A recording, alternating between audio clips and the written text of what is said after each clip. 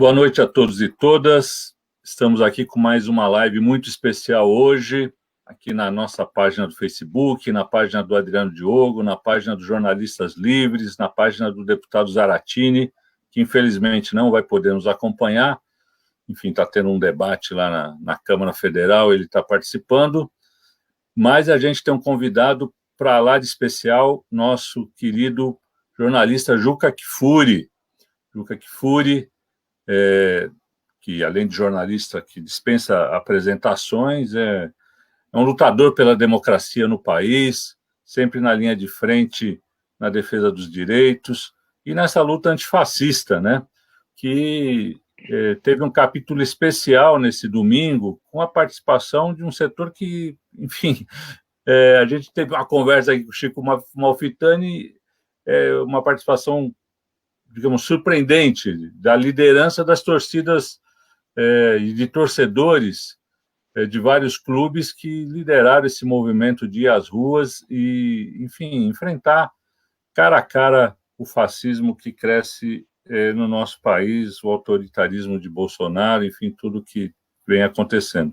E a gente tem aqui conosco o Adriano Diogo, nosso querido companheiro, que vai fazer aqui a abertura e a apresentação do Juca, muito melhor do que eu, já que o Adriano que nos proporcionou essa possibilidade de conversa com o Juca. Então, Adriano, por favor, faça as honras da casa aqui e introduza esse bate-papo com o nosso querido Juca Kfouri.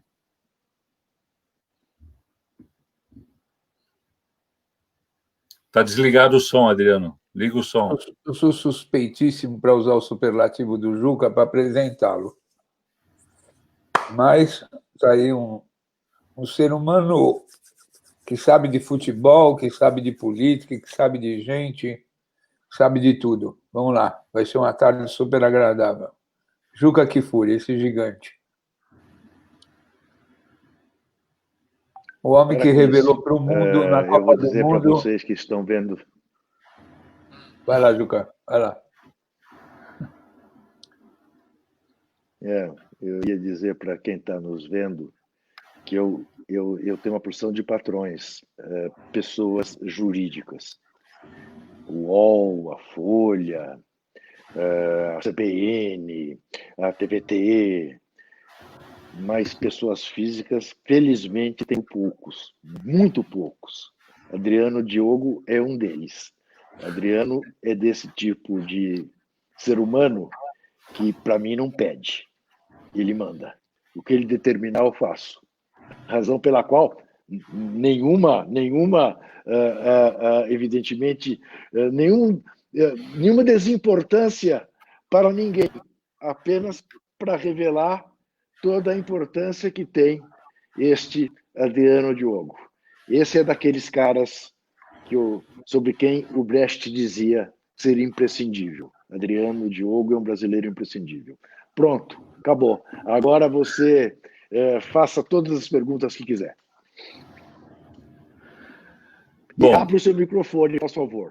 Adriano, mantenha seu microfone aberto, só a gente não falar ao mesmo tempo que vai dar certo. Donato, abre o microfone. O meu está aberto, você não está me ouvindo? Não estamos te ouvindo. Adriano, você me ouve? Sim, te ouço. Normal. Eu não ouço. Mas o Juca não me ouve. Tem algum problema. Ah, meu Deus. Então, Adriano, faça a pergunta para o Juca enquanto a gente tenta resolver aqui. Bom, Juca, você me ouve, né? Juca, você me ouve? Nenhum dos dois. Nenhum dos dois? Está me ouvindo? Alô, Juca? Acho que agora eu vou ouvir alguém. Juca, está me ouvindo? Fala, Donato. Ele não está ouvindo, Donato, não adianta. Não, se a mim, você ouve, Juca? Agora sim, você te ouço. Eu tirei o fone aqui, acho que isso que devia ter dado algum problema. Juca, domingo a gente teve essa manifestação das torcidas e todos os desdobramentos que isso marcou a semana. Eu queria que você falasse um pouquinho de como você está enxergando, você que conhece o futebol por dentro, conhece também a alma das torcidas. A gente já teve um bate-papo aqui com o Chico Malfitani, que explicou bem a situação, as motivações, inclusive as raízes da própria Gaviões da Fiel, que nasceu durante a ditadura, num movimento de resistência, não só a Gaviões, outras torcidas nasceram nesse processo, e que, ao longo do tempo, isso se perdeu um pouco no debate, ficou sempre uma coisa muito do futebol e associado a outros problemas, mas elas retomaram protagonismo na cena política. Eu queria que você comentasse isso, como é que você enxergou essas manifestações de domingo, e, enfim, os desdobramentos dela. Muito bem, Donato, vamos lá. Já que o Chico fez um histórico do que foi o surgimento da Gaviões da Fiel, eu vou meio que passar por cima disso. Você já registrou, de fato, a Gaviões nasce para combater um ditador que tinha no Corinthians, o Vadielu, deputado da Arena, do partido da ditadura, que o Adriano sabe, tinha um sítio onde se torturava preso político. Não precisa dizer mais nada quem é esta besta fera, né? E assim nasce a Gaviões. Gaviões abriu a primeira faixa em público pela anistia ampla, geral e restrita, em fevereiro de 69, no Morumbi, num jogo com 115 mil pessoas entre Corinthians e Santos. De um lado, segurando a faixa, Chico Malfitani e Antônio Carlos Fon. Do outro lado, Carlos McDowell, torcedor do Santos, irmão de Samuel McDowell, um dos advogados que condenaram o Estado brasileiro pelo assassinato de Vladimir Herzog, em plena ditadura, graças também a um juiz jovem e valoroso e corajoso, que agora vai me fugir o sobrenome, o Márcio, me foge agora o sobrenome dele, mas uma figura importante na história do Brasil. Muito bem. Depois, a Gaviões respaldou também o movimento da democracia corintiana. Existe em torno das torcidas organizadas, e não sem motivo, diga-se, a imagem da violência. É como se nós vivêssemos num país em que só as torcidas organizadas são violentas. Nós não somos o país que mata mais de uma guerra do Vietnã por ano com arma de fogo. E ainda temos hoje um genocida querendo armar mais o povo. Muito bem. Todos os estudos sérios, todas as pesquisas sérias feitas em torno de torcidas organizadas, e há no Rio um grupo que se dedica muito a isso, Bernardo Buarque de Holanda, Maurício Murad, tudo professor universitário. Esses estudos revelam que, no máximo, 7% dos torcedores organizados são violentos. Se não são punidos, é por incúria das nossas autoridades. Todo mundo sabe quem são. Em regra, as torcidas organizadas fazem um belo trabalho social. Não apenas aparecem em campos de futebol, mas também no carnaval, mas como fazem trabalhos de doação de sangue, de distribuição de alimento para sem-teto, tem uma série de coisas. Muito bem.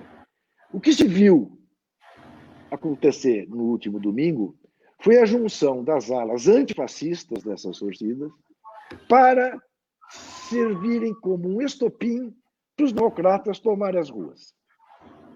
Porque as ruas, embora em número cada vez menor, vinham sendo tomadas no Rio, em Brasília, em São Paulo, pelos bolsonaristas. Então, houve um movimento semelhante em Porto Alegre, com as torcidas unidas do Inter e do Grêmio, como houve aqui em São Paulo, dos quatro grandes, e vai acontecer domingo no Rio, a torcida jovem do Flamengo à frente, convidando as demais torcidas para fazerem uma marcha para o Maracanã. Como é que eu vejo isso, Renato? Do ponto de vista da cidadania, vejo com os melhores olhos possíveis.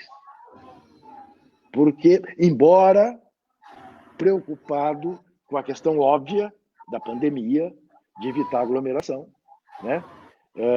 E eu fico muito preocupado em dizer para você, eu apoio a manifestação de domingo, porque eu não vou poder ir. Eu não vou, eu tenho 70 anos, não vou me arriscar. Não vou, há 80 dias estou dentro de casa e vou continuar dentro de casa. E isso é uma coisa que eu odeio, que eu detesto, são as pessoas que exigem heroísmo com o pescoço alheio. Eu gosto de eu fazer as coisas que eu acho que tenho que fazer. E se você quiser fazer junto, ótimo. Se você não quiser, eu não vou te cobrar, né? Mas eu não posso ir, então eu não irei. Então eu só estou preocupado, porque filhos meus irão, né?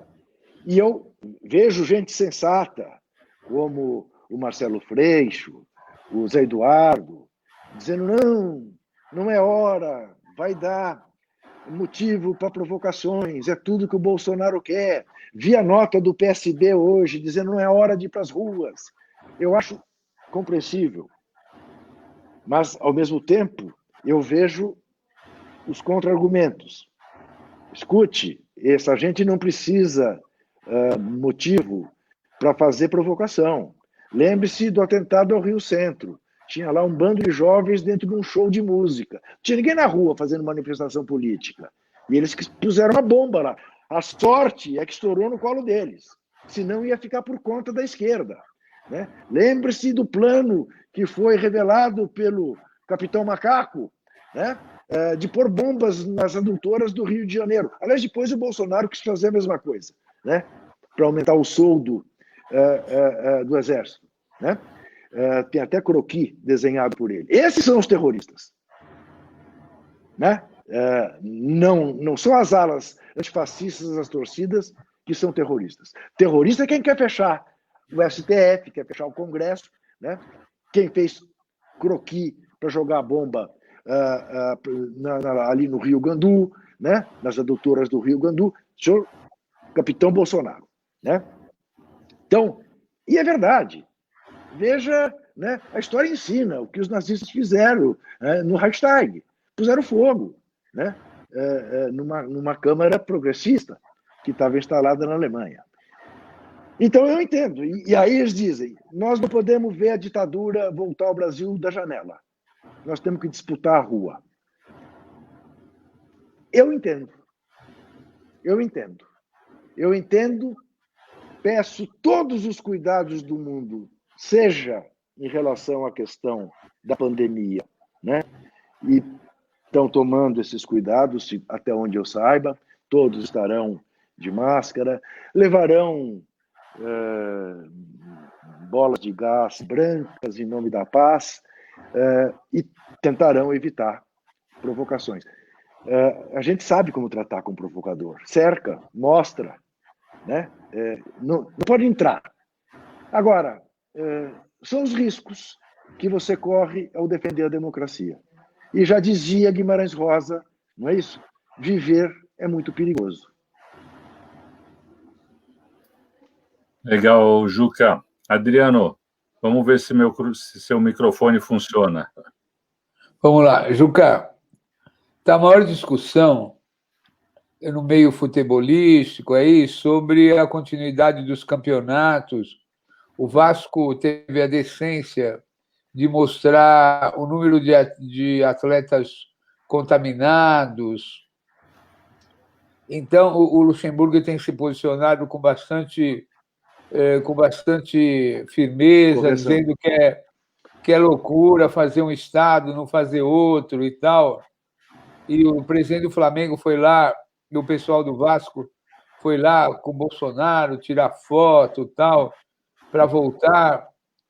Até tem um professor de antropologia que outro dia fez uma aula para a gente aí, explicando como é que foram ao longo dos tempos as grandes interrupções dos campeonatos, das Olimpíadas. Como é que você está vendo isso aí, hein, Juca?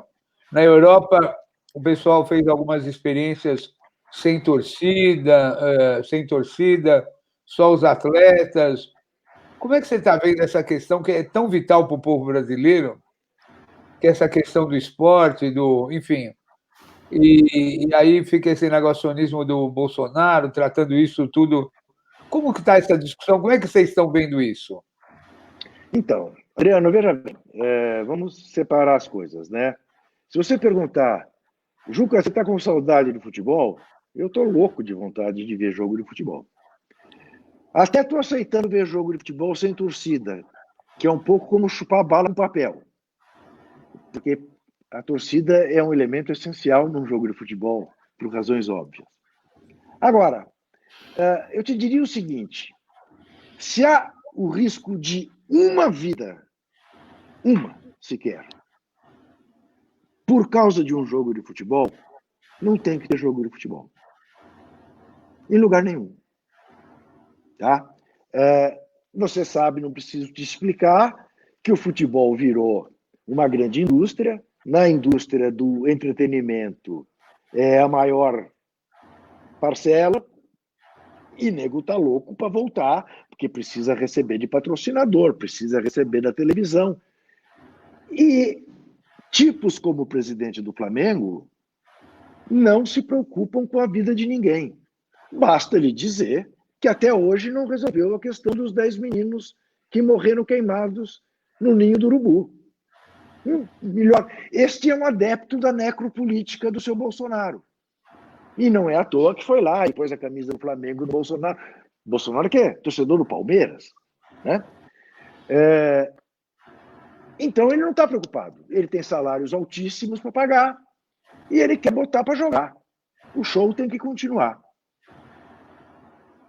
Na Alemanha voltou, com todos os cuidados. Está indo bem. Sem torcida. Portugal também voltou. Sem torcida. Mas correndo o seguinte risco, Adriano, tão simples como este. Amanhã aparece um jogador do Bayern Munique que testa positivo. Bem, o time inteiro entra em quarentena 15 dias. E aí, como faz? Adia o jogo? Ou ele perde por ausência, o chamado WO? Então, é um problema de dificílima solução. Porque, ao mesmo tempo que é natural e respeitável a vontade que todos estão de voltar, e tem até um elemento, digamos, que ajuda a quarentena de quem não é jogador de futebol, porque é uma maneira de distrair a população, ver jogos na televisão, torna menos pesada, né, esta quarentena. Mas eu fico sempre nessa linha, diferentemente do Bolsonaro, que diz, lamento que morram, mas é o destino de todos, eu faço o que eu puder para evitar uma morte que seja. Porque eu sou absolutamente fiel àquela ideia, porque a gente está vendo muito a transformação das mortes em números, né, e porcentagens. Né? É o seguinte, Adriano, eu já não tenho mãe nem pai, mas se eu tivesse, e a minha mãe morresse de Covid, não é que 1% das mães morreu. 100% da minha mãe morreu. E eu não quero correr esse risco. Né? Então, eu vejo assim, que enquanto não houver absoluta segurança para que se volte, no Brasil não se pode voltar. O Adriano, nós somos o único país do mundo que estamos relaxando a quarentena antes de fazer o isolamento total. Somos só nós. E estamos fazendo a quarentena quando não chegamos ainda no pico. Só no Brasil. Por quê? Porque temos um cara lá em Brasília incentivando isso.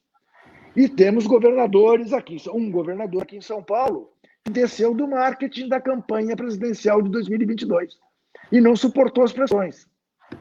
Vinha segurando e abriu. Então me preocupa muito. Eu acho que nós vamos passar os Estados Unidos, Adriano. E é por isso, eu não sou nenhuma pessoa excessivamente cuidadosa, não faço o papel, você há de se lembrar desse personagem do Enfio, o Baldo Paranoico, mas eu não saio de casa. Eu não saio de casa porque, puxa vida, já corri tanto risco na minha vida. Eu não vou dar sopa para o azar para um inimigo que é invisível e que a única maneira que eu tenho de evitar, se é que eu conseguirei evitar, é ficando em casa.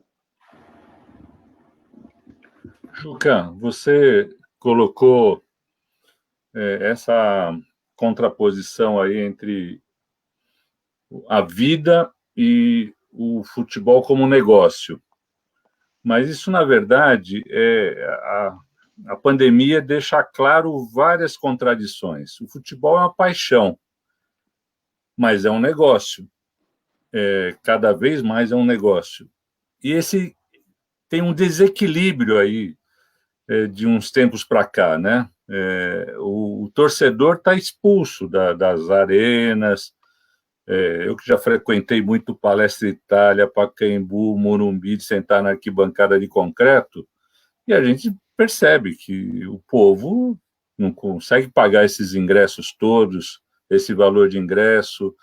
Então, eu acho que esse desequilíbrio já vinha. O negócio virou o principal. Donato, O esporte e a paixão ficou de lado, né? Ela é só um instrumento, ela não é mais o central. Eu queria que você comentasse isso um pouco. Deixa eu lhe dizer uma coisa. Eu sempre digo isso, principalmente em escola de jornalismo, né? Quando as pessoas me perguntam, mas, ô Juca, como é que você consegue manter a sua paixão pelo futebol diante de tudo que você sabe que existe, não apenas na frente, mas nos subterrâneos do futebol, né? Não se esqueça que eu dirigia a revista Placar quando ela denunciou a existência da máfia da loteria esportiva, que manipulava o resultado de jogos no Brasil e tudo mais. E eu digo para as pessoas o seguinte: quando o juiz apita e o centroavante dá o pontapé inicial num jogo, eu volto a ter 14, 15 anos. Eu me esqueço de tudo o resto para ver o jogo. Por causa da minha paixão, que é herança, uma das melhores heranças que eu tenho do meu pai. Não me deixou um tostão, mas me deixou duas heranças. Gostar do Corinthians, gostar de futebol, né? E ser direito. Então, tenho que honrar a trajetória de decência que meu velho pai Carlos deixou. Hoje, o que nós estamos vendo, você mesmo usou o termo, é uma higienização tamanha dos estádios, que o estádio mudou de nome, Donato. Não é mais estádio, é arena. Sim. Que é até um atentado à língua portuguesa. Porque a arena é lugar que tem areia, não é lugar que tem gramado. As arenas, absolutamente esterilizadas. Né? O torcedor mudou a tal ponto que as pessoas vão ao campo para fazer selfie, e aí, quando a televisão mostra, mesmo que o time dela tenha acabado de tomar um gol, você vê o torcedor sorrindo. Pô, tomou um gol, devia estar pé da vida. Não, está sorrindo. Branquearam os estádios brasileiros. Vou lhe contar uma experiência que eu tive, que foi das coisas mais angustiantes que eu vivi num campo de futebol. Em 2013, durante a Copa das Confederações aqui no Brasil, eu fui ver um jogo de uma seleção africana contra uma seleção europeia em Salvador, a cidade mais negra do Brasil, proporcionalmente. Um time africano contra um time europeu. Não tinha um negro na torcida. Tinha na jardinagem, tinha servindo os bares. Na torcida só tinha branco. Só branco. Isso começou ainda antes, por exemplo, do Palácio de Mármore do Corinthians em Itaquera, ou do campo do Palmeiras. Aqui no Pacaembu, desde que o Corinthians deixou de ir jogar no Morumbi, como a procura ficou maior do que a oferta, aqui no Pacaembu você já sentia isso nos jogos do Corinthians, o embranquecimento da torcida do Corinthians. Isso é um crime contra os excluídos no Brasil. É você tirar uma das poucas diversões que os excluídos tinham, que é ir a campo de futebol. Não é. E aí a crítica que eu ouço é a seguinte: mas você vivia falando que o torcedor devia ser tratado com mais respeito, com mais conforto, que não podia ser tratado feito gado. É verdade. Ninguém está dizendo que não. Tem que ser tratado com respeito e com conforto, sim, com banheiros limpos, com bares limpos. Mas isso não significa necessariamente ter que encarecer todos os setores do estádio. Você tinha que ter áreas populares com conforto e higiene para o torcedor, que é o que sustenta o clube. Porque o torcedor modinha, na hora que o time está indo mal, ele desaparece. O que fica é aquele, em regra, menos favorecido pela sorte. Mas, realmente, o mundo do futebol faz tábula rasa disso. A tendência é que cada vez mais quem é pobre veja o jogo pela TV. E o que é pior, cada vez menos pela TV aberta. Cada vez mais pela chamada pay-per-view, né? O pagar para ver. É uma estupidez, é uma desumanidade, mas é típico deste mundo neoliberal que nós estamos vivendo. E que tomara esta pandemia comece a botar por terra.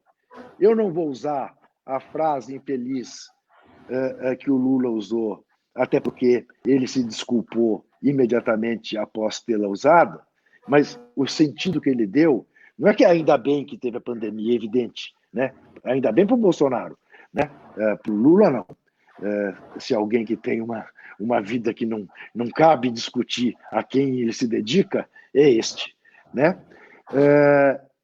O Lula quis dizer o que eu vou dizer agora, né? Foi preciso que aparecesse um vírus assassino como este para que até as publicações mais liberais, como a The Economist, o Financial Times, né, em editoriais dissessem: precisamos rever o papel do Estado. Estávamos enganados. Olha aí. E aí os países que não têm um serviço de saúde público que possa sustentar o atendimento a tantos milhões de pessoas, né? Hoje, né, a elite brasileira está entendendo o que é o SUS. Está entendendo o que é o SUS. Né? Ai de nós se não tivéssemos o SUS. E um SUS que do Temer para cá foi sucateado, teve verba cortada, né? Foi feito com o SUS tudo que a gente sabe que se fez, né? Cortaram os mais médicos, né? Mandaram embora os médicos de Cuba, né? que são aplaudidos no mundo inteiro, né? Foram para a Itália, foram para um raio que o parta, né? Levar a experiência deles. Então, eu tenho essa, não sei se eu estou sendo muito otimista, mas eu tenho essa esperança, que as sociedades pelo mundo afora se deem conta do que é realmente importante como papel do Estado. Que ter 5 automóveis não faz o menor sentido. Ter a garantia de um bom atendimento hospitalar faz. Né?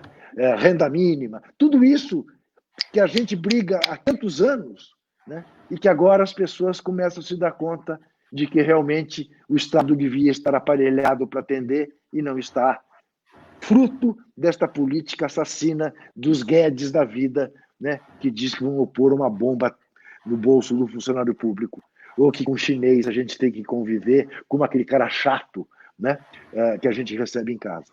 Né?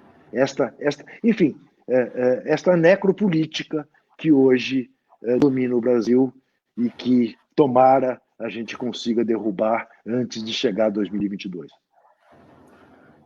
Adriano, entra na conversa aí.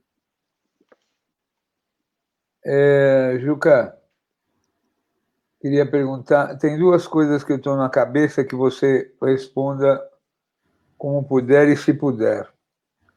Eu acabei de receber uma comunicação lá do Rio de Janeiro que uma médica foi num baile lá na periferia.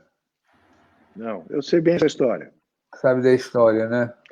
Isso. E a outra história é o que rolou essa madrugada de um deputado estadual aqui de São Paulo, ter lançado um dossiê de 1.000 jovens com endereço tal, pedindo para que eles sejam ameaçados, punidos. Então, você que viveu aquele período antigo lá, você que revelou para o mundo a gravação, o áudio da fala daquela conversa de Nabi Abichedi, aquela fatídica fala na Assembleia Legislativa de Vadielu e Nabi Abichedi. José Maria Marim. Zé Maria Marim e Abi Abichedi pedindo a cabeça do Vlado, naquele debate que todo mundo achava que era só por escrito, só a transcrição do texto, e você revelou para o mundo o áudio das duas feras, né? Marim depois foi lá para os Estados Unidos e sofreu todas aquelas homenagens. Bom, então eu queria que você comentasse esse passado e esse presente para a gente, né?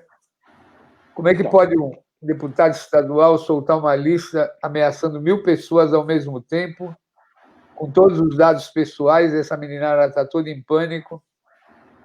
E a situação da médica lá, que foi num baile Covid, eu não entendi direito. E aí, agora ela mandou uma gravação chorando, que ela está procurando um jeito de ir embora do país. Como é que você vê isso, hein, Juca? Então, um cara tão rodado, não, querido.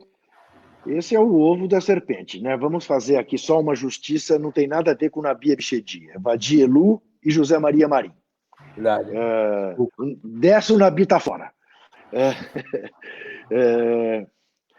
Juca, posso, já que eu estou aproveitando, comenta para todo mundo aquele jogo que o Santos foi com a camisa da seleção brasileira lá no Estádio Nacional de Santiago, com todo mundo preso lá, com aquela delegação presidida por Atier Jorge Cury. Comenta isso, Juca, você que sabe tudo. Vamos lá. Vamos lá. Primeiro, a médica. Essa médica fazendo atendimento sem descanso no Rio de Janeiro de vítimas da pandemia. Na esquina da casa dela, um baile que não terminava, e de madrugada ela vai e pede às pessoas que parem, se apresentam. Eu sou uma médica, eu estou estressada, eu estou trabalhando feito uma maluca, eu não consigo dormir por causa do barulho. E ela não é atendida. Ela sai, coitada, com raiva natural, depois ela reconhece que ela errou, mas que ela é humana, ela dá um soco num retrovisor de um automóvel estacionado na porta do baile. E descem 5 cavalões com mais uma mulher e a espancam. Ela está toda quebrada, a perna quebrada, rosto, braço, toda quebrada. Essa moça está com a vida provavelmente arrasada para sempre, porque o trauma... Ela foi violentamente agredida durante algum tempo e sem que ninguém tomasse nenhuma atitude para protegê-la. Bom, isso aconteceu com ela neste baile. Isso que aconteceu hoje de madrugada é um débil mental de um deputado aí do PSL, né? Que está apresentando, e está mandando para os Estados Unidos também, para que sejam todos fichados como terroristas. É uma relação de antifas, que vão ser fichados como terroristas, né? Aliás, né, o Trump está querendo fazer uma lei nos Estados Unidos em que rotule os antifas como terroristas, e agora, evidentemente, tem um palhaço que quer fazer a mesma coisa no Brasil, né? Eu te diria o seguinte, Adriano, essa meninada que está fichada por esse imbecil, hoje não tem que ter nenhuma preocupação. Se a gente não conseguir evitar que essa gente vença, não terá sido por causa desse deputado que vamos todos voltar a viver o que nós vivemos, né, durante tantos anos do crime de terror que a gente viveu, que a gente ouvia campainha de noite e pedia que fosse o ladrão, né? Não foi à toa que o Chico Buarque fez uma música, chama o ladrão, né? Eu tive essa situação, né? Eu fui assaltado na minha casa quando cheguei e vi que meus livros estavam intocados e falei, pô, e levaram a vitrola, levaram... Falei, ótimo, que maravilha, né? Era ladrão, né? Não era o doicode, como depois foi o doicode, né? Então, esse episódio do Vadielu com o Zé Maria Marim foi isso. Num discurso na Assembleia, eles denunciaram, né, que o jornalismo da TV Cultura era um jornalismo feito por comunistas. Denunciaram o Vladimir Herzog, que era o diretor de jornalismo, e chamaram a TV Cultura de Vietcultura, numa alusão ao Vietnã do Norte, que era o Vietnã comunista, que, aliás, ganhou a guerra e expulsou os americanos de lá, né? Os americanos que se orgulhavam de jamais terem perdido uma guerra tiveram que sair de lá correndo com o rabo entre as pernas. A TV Vietcultura, Vladimir Herzog. Isso foi numa terça-feira. Na sexta-feira, Vladimir Herzog se apresentou ao doicode. No domingo, estava morto, sob tortura. Era assim que eles faziam, né? Era assim que eles faziam. Estávamos sob uma ditadura, né? Neste momento, nós estamos sob o risco de voltar a ter uma ditadura. Tratemos de evitá-lo. E em relação ao jogo do Santos, houve o seguinte, né? Estava se disputando as eliminatórias da Copa do Mundo de 74, tinha acontecido o golpe no Chile, aquela coisa horrorosa da derrubada do Salvador Allende, legitimamente eleito, fazendo a revolução que ele chamava a revolução do vinho e do pastel, do pastelão, né? Houve o golpe, foi bombardeado, para quem é jovem não sabe, por incrível que pareça, a Força Aérea Chilena bombardeou o Palácio Presidencial, o Palácio de la Moneda. É como você imaginar a FAB bombardeando o Palácio da Alvorada, né? Sendo que o Palácio de la Moneda é um palácio, sei lá, que acho que tinha 300 anos, coisa que o valha. O Allende foi deposto, o Allende foi morto. Há divergências se ele tomou um tiro ou se ele, para não ser preso, se suicidou. Estabeleceu-se toque de recolher no Chile inteiro. Mataram milhares de chilenos patriotas e fizeram do Estádio Nacional uma prisão. Em 2 estádios chilenos fizeram prisão. Num deles, no Estádio Municipal de Santiago, foi morto o extraordinário compositor Vítor Jara, que era, vamos dizer, o Chico Buarque de Holanda do Chile. Foi morto. Primeiro quebraram-lhe os dedos para que ele nunca mais trocasse violão e depois o assassinaram. Muito bem. E a União Soviética se recusou a vir jogar com o Chile no Estádio Nacional. Disse, não vou jogar num país que está vivendo o que o Chile está vivendo e cujo estádio que eles querem que eu jogue, aconteceu tudo isso. Não vou. Então, evidentemente, a União Soviética perdeu a classificação para a Copa do Mundo, porque perdeu o jogo pelo chamado WO, né? E o governo chileno preparou uma palhaçada, botou a seleção chilena em campo para jogar contra um adversário que não vinha. Então, o Chile fez 1-0, sem adversário, e depois, para compensar os torcedores no estádio, o Chile pagou uma ida do Santos para jogar lá. E o Santos enfiou 4-1, se não me engano, ou 4-0 na seleção chilena.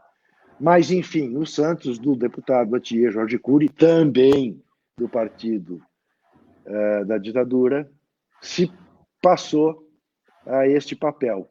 O Santos, que tem tantas páginas gloriosas na vida, né? Algumas até folclóricas, de parar guerras na África, não sei o quê, infelizmente se passou por este papel de ser substituto de uma seleção que não foi jogar por razões humanitárias no Chile.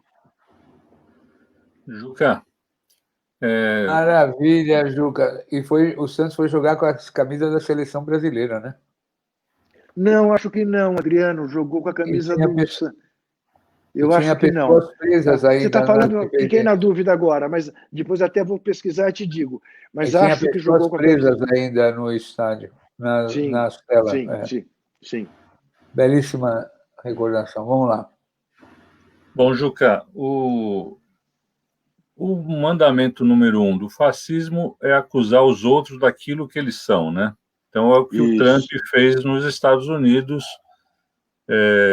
diante da revolta com o assassinato lá do George Floyd e toda a comoção que isso causou, e também de uma situação onde os negros são, apesar de serem 13% da população americana, mais de um terço dos óbitos são de negros nos Estados Unidos, que mostra também a desigualdade presente lá e a questão racial como uma marca dessa desigualdade.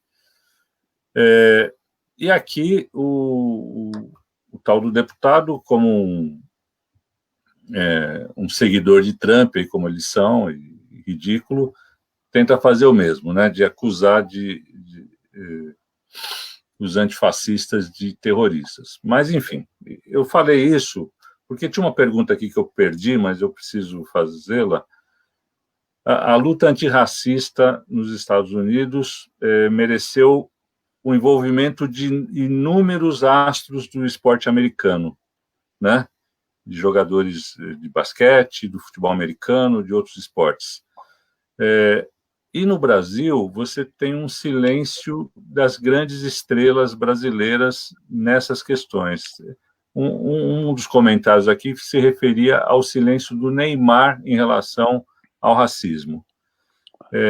Isso é uma coisa muito presente no esporte brasileiro, uma alienação ou um medo de se expor da nossa tradição.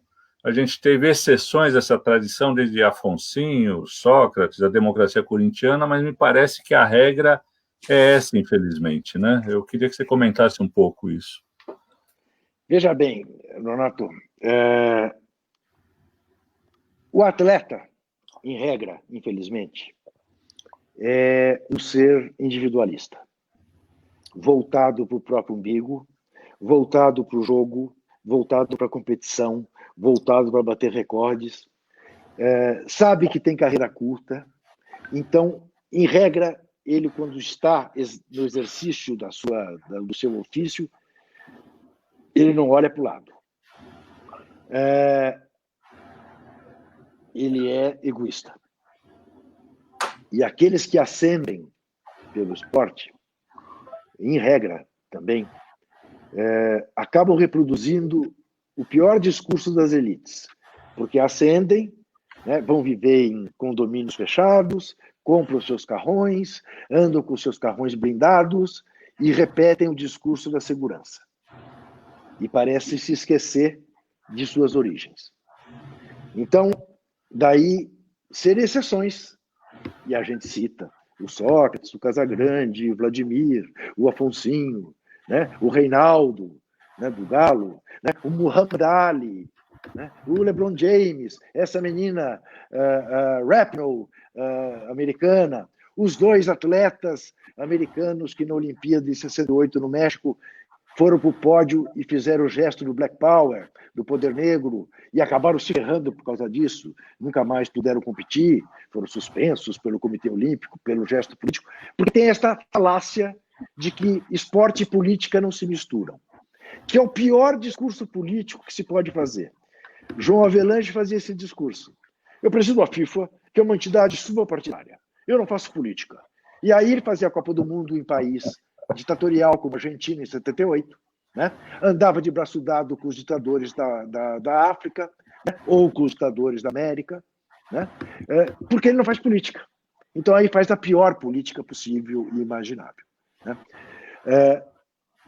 O Neymar é um caso típico do cara que ficou branco. Ficou branco. Você não tem uma declaração do Neymar. Lembre-se, o Neymar já estava na seleção em 2013, né? Na Copa das Confederações, quando houve todas as manifestações de junho de 2013. Do Neymar você não ouve nada. O Neymar é preocupado com o umbigo dele e só. Mais nada. Mais nada. Sobre qualquer assunto. Agora, veja, a gente vive um momento tão delicado que esse menino, que é valioso, que é um dos principais, se não o principal youtuber brasileiro, né, Felipe Neto, chamou a atenção do Neymar, dizendo: você não vai se manifestar, né, sobre a morte do George Floyd, sobre a morte aqui dos negros brasileiros, né? João Pedro, né? Sim, de tantos, né? A gente fez uma lista, tem uma lista diária a fazer, né? Sim, claro. Diária. E ele foi chamado a atenção pelos movimentos negros, dizendo: branco não chama atenção de negro por questão de racismo. Deixa que nós cuidamos. E aí eu falei: peraí, né? A história, né? A respeitável situação do lugar de fala, né? Mas o fato objetivo é que o Neymar não está minimamente preocupado com a situação do povo brasileiro. Sejam negros, brancos, amarelos, indígenas, quilombolas, seja quem for. Está preocupado em diminuir a multa do imposto de renda. E por isso anda de braço dado, ele e o pai dele, com o seu Jair. Donato, deixa eu pegar. É o seguinte, o pessoal tem tanta gente vendo e ficam mandando aqui no meu privado. O Garibe falou o seguinte, que o Santos sempre jogou de camisa branca. Nesse jogo que acabou de camisa... O único que representou a seleção brasileira, o único time que jogou com a camisa da seleção brasileira foi o Palmeiras. Ele está enganado. Está enganado. É o Garibe. Então você responde. Peraí. Espera, meus 5 minutos de glória. Peraí. Ok. O Chico Gordo está assistindo a gente. O Ivan Seixas, lá de Foz do Iguaçu. A Estela Colonato, lá de Santo André, está adorando. E o pai dela também estão assistindo.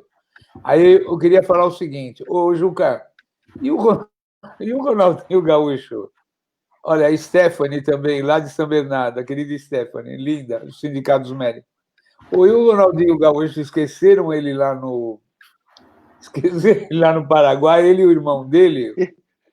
Ele está lá. Ele está lá num hotel de luxo, né? cumprindo a sua prisão domiciliar, mas ele foi pego para bode expiatório, para Cristo. Não sei quanto tempo ele vai ficar lá, mas de fato esqueceram ele. Eu estou vendo aqui, tá? Enquanto você falava, o Santos jogou de branco.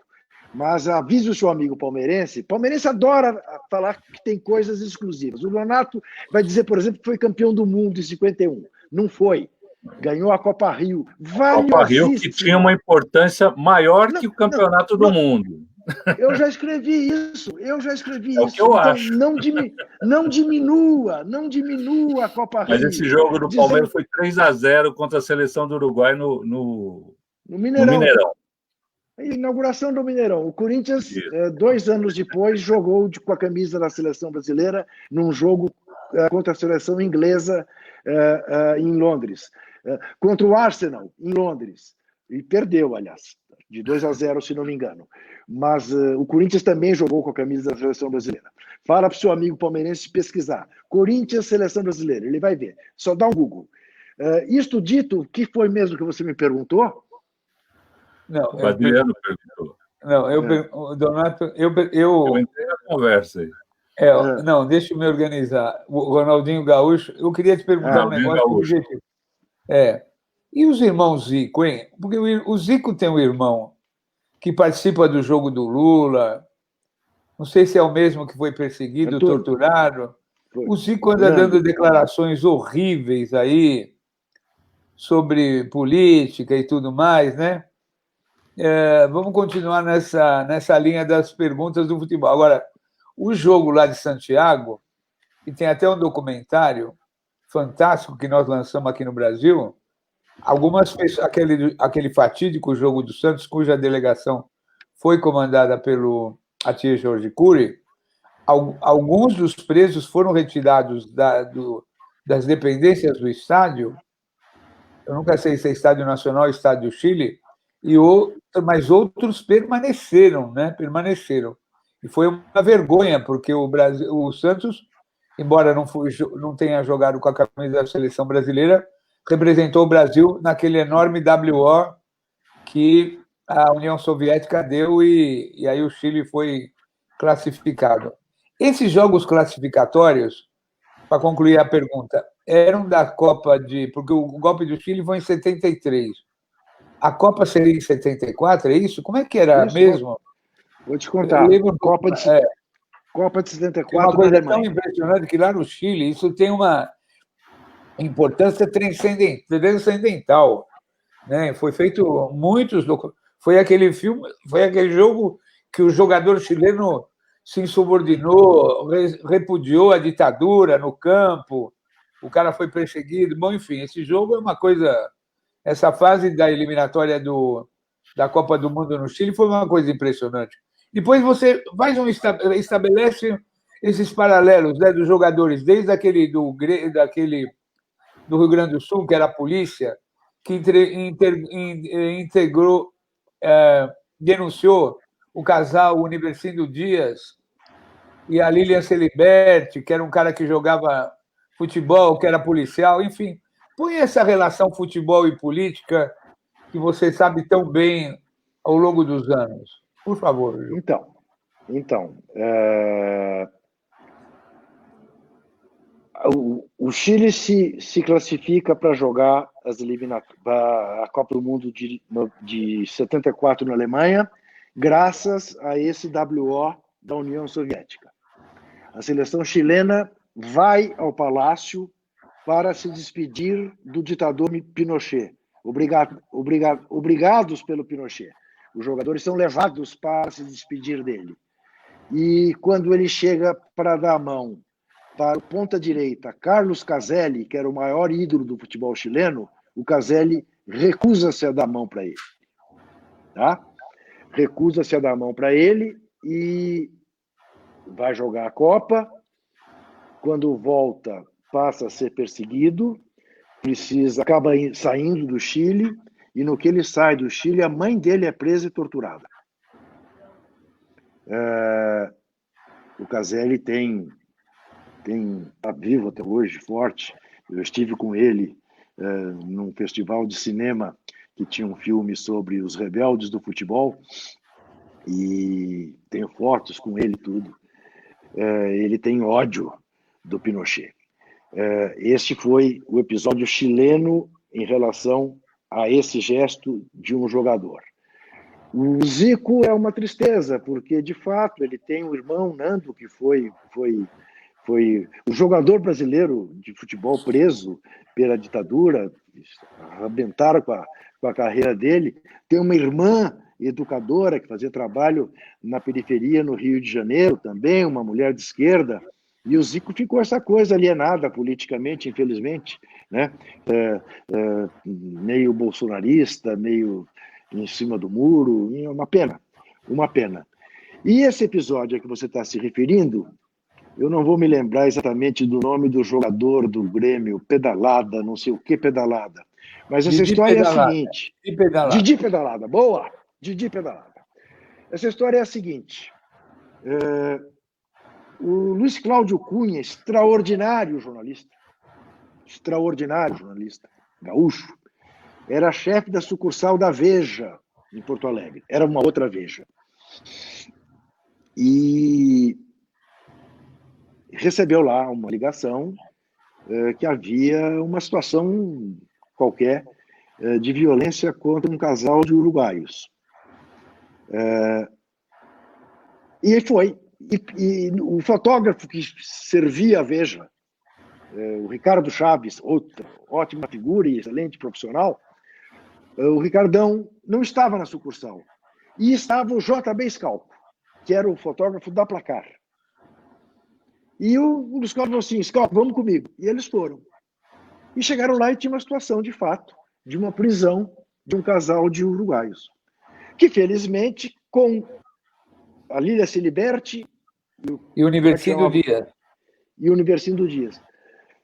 Que, por sorte, como o Scalco e o Luiz Cláudio testemunharam a prisão, não desapareceram na Operação Condor. né? Mas acontece que, ao sair da cena, o Scalco diz para o Luiz Cláudio: você reconheceu aquele policial? Ele disse: não, é o Didi Pedalada que jogou no Grêmio.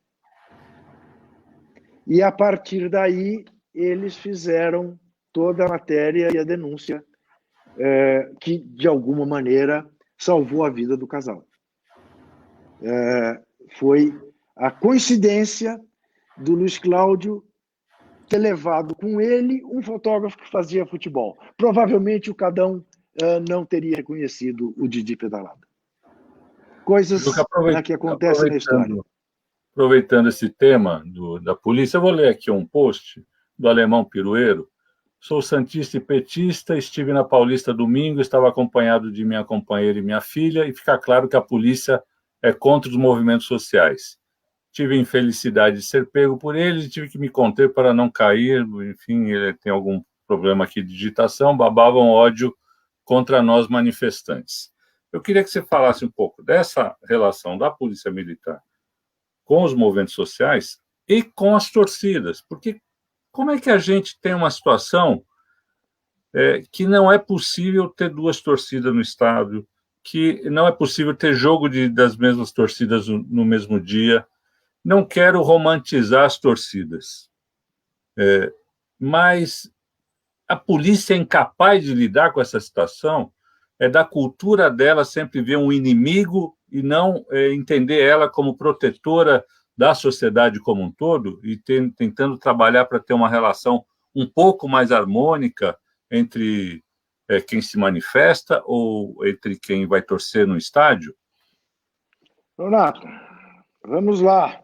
Isso aí vale um seminário, né, velho? Pois essa é a sua questão. Comecemos pelo começo. Comecemos fazendo um ato de contrição, nós outros.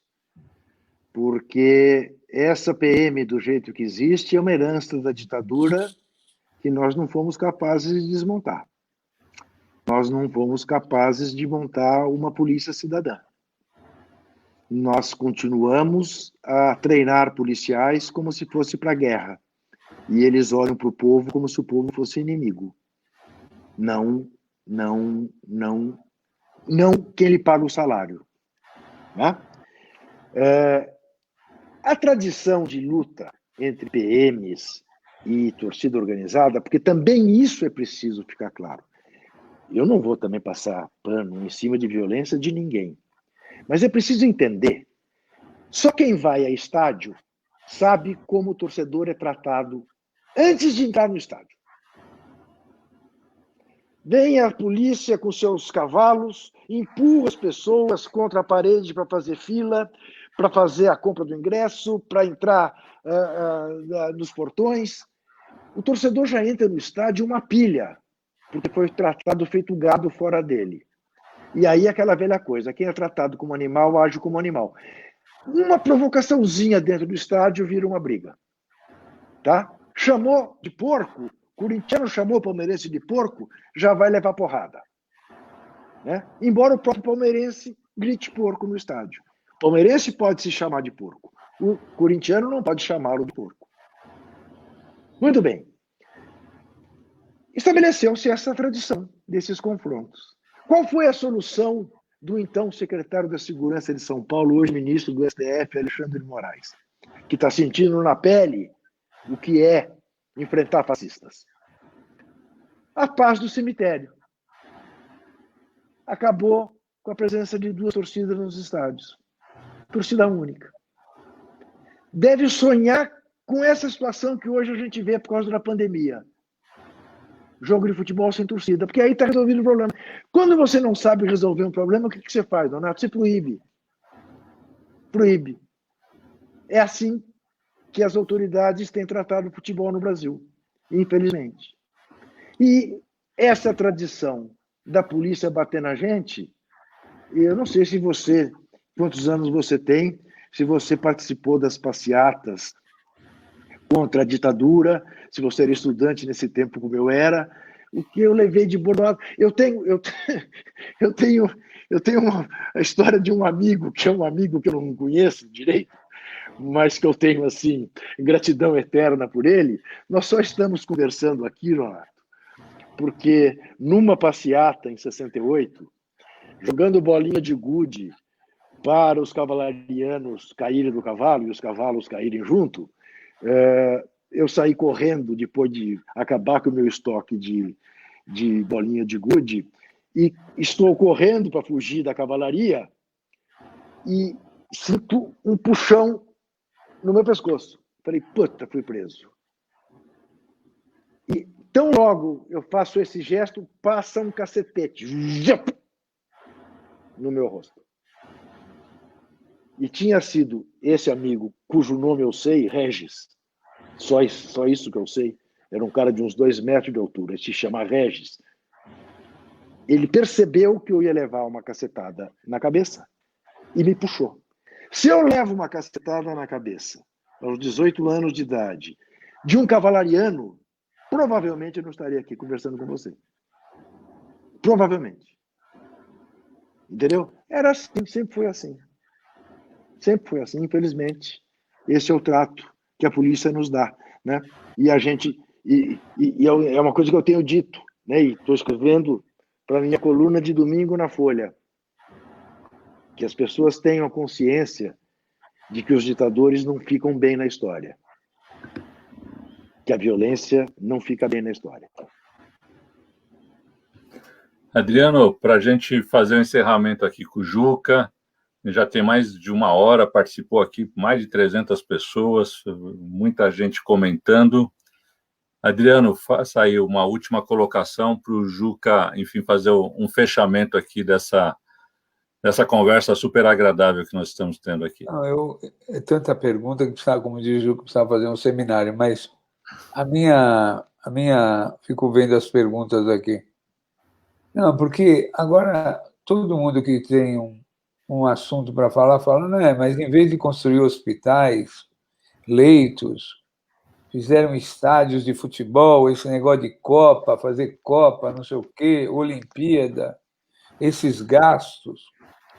E agora a gente vê essa geração, Felipe Neto, o treinador lá do Grêmio, o Roger Machado.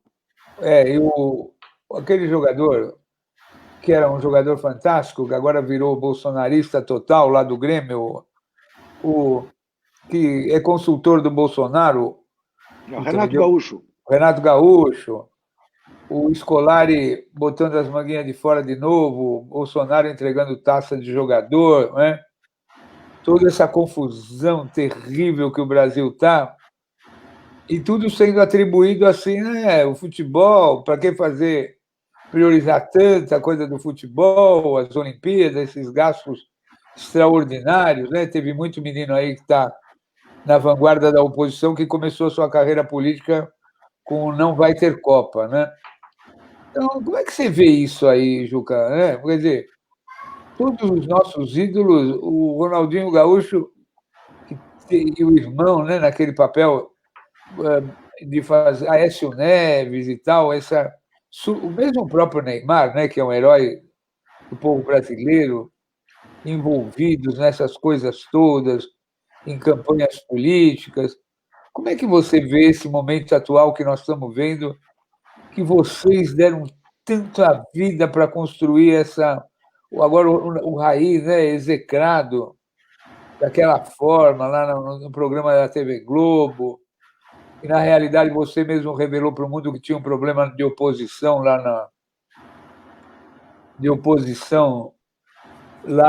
no São Paulo. Outro dia apareceu a foto do Marco Aurélio, que era colega do Donato aí com o vereador, com o chefe da delegação feminina lá na Europa.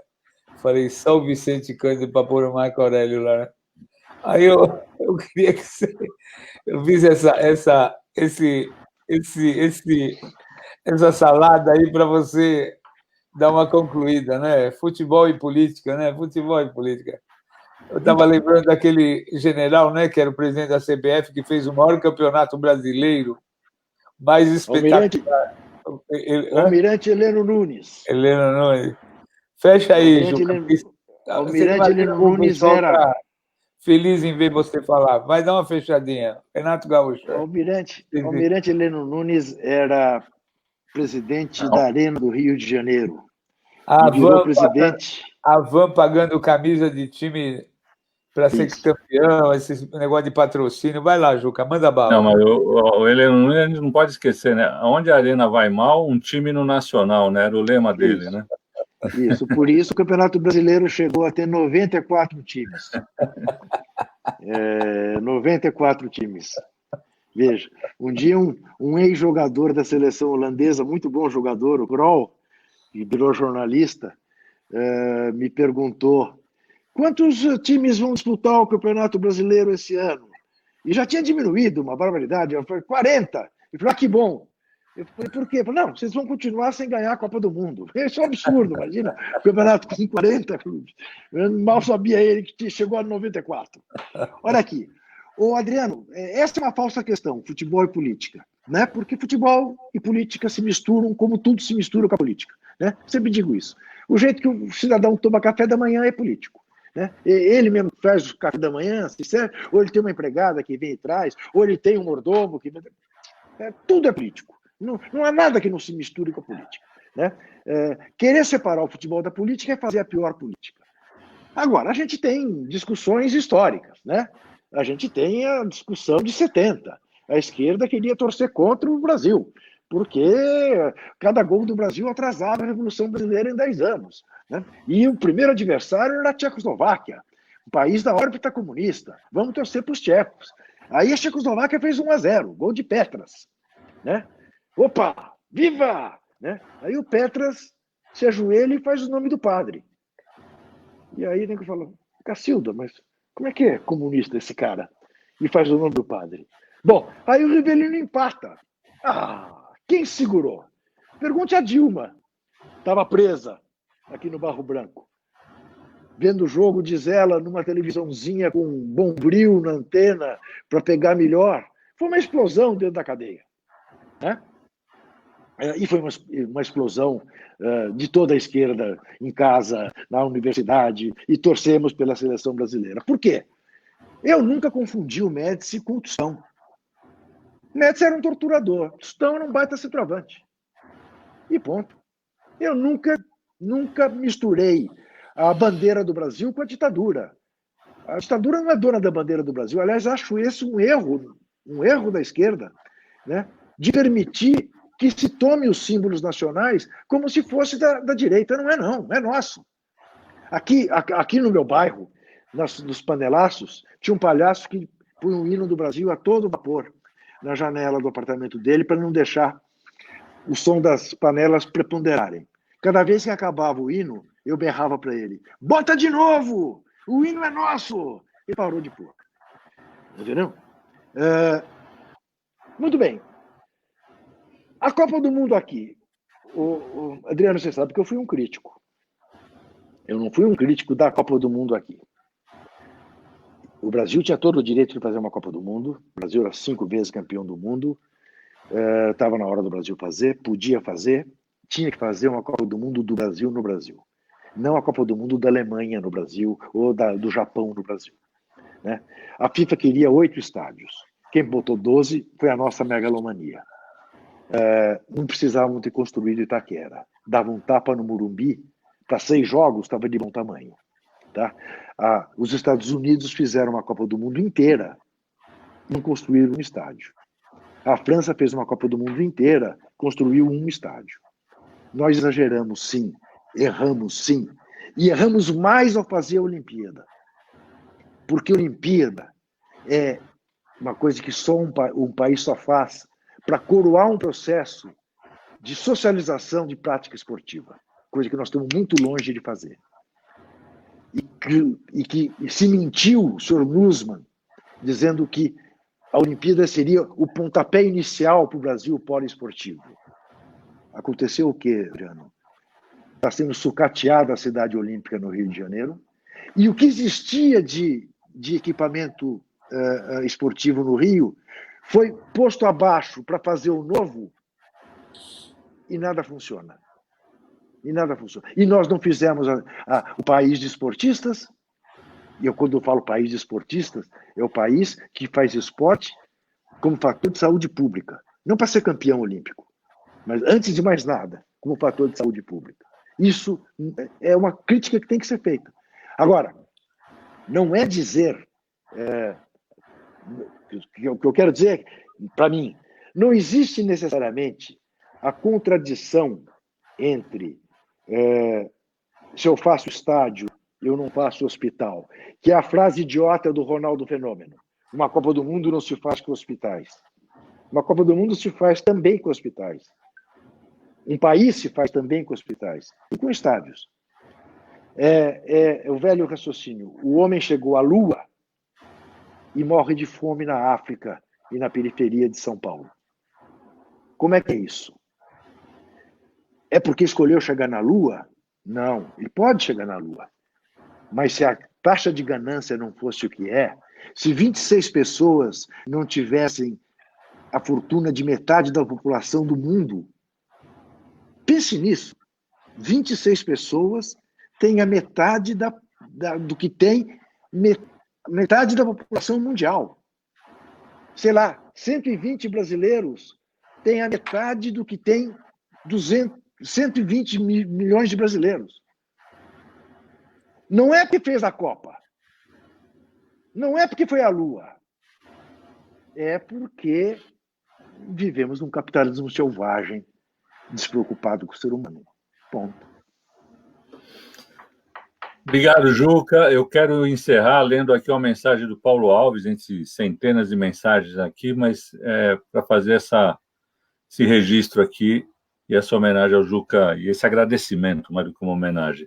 O Juca é um ícone no mundo do futebol, não só pela experiência e conhecimento desse esporte, como também pela sua postura sempre firme, principalmente em relação à política. Sou seu fã, tenho 67 anos, fora Bolsonaro, é o Paulo Alves. Com esse registro aqui... Fora Bolsonaro! Agradeço muito a sua participação, Juca. Foi muito agradável essa conversa aqui. Muito obrigado, Adriano, por ter proporcionado esse espaço, já que o Adriano, como o Juca revelou, é seu patrão com CPF, né? O seu patrão com CPF na pessoa física. Então, muito obrigado, Adriano. Muito obrigado, Juca. Amanhã a gente volta aqui com um tema bem legal. É um pesquisador, o Ian Prats, da USP, que vai falar sobre a necessidade de continuar o auxílio emergencial. É um debate e as formas de financiá-lo. Então, um debate bem interessante, tem um grupo na USP estudando, e a gente vai estar aqui amanhã às 18 horas com mais uma live. Muito obrigado, Juca, foi muito agradável ter você aqui. E nenhum tostão a menos do que os R$600. Claro, e vamos estender isso, vamos estabelecer a renda básica de cidadania, batalha de uma vida inteira do Suplicy. Exatamente, Donato. Foi um prazer enorme. Abraço para vocês. Abraço a todos. Grande abraço. Cuidem-se. Cuidem-se.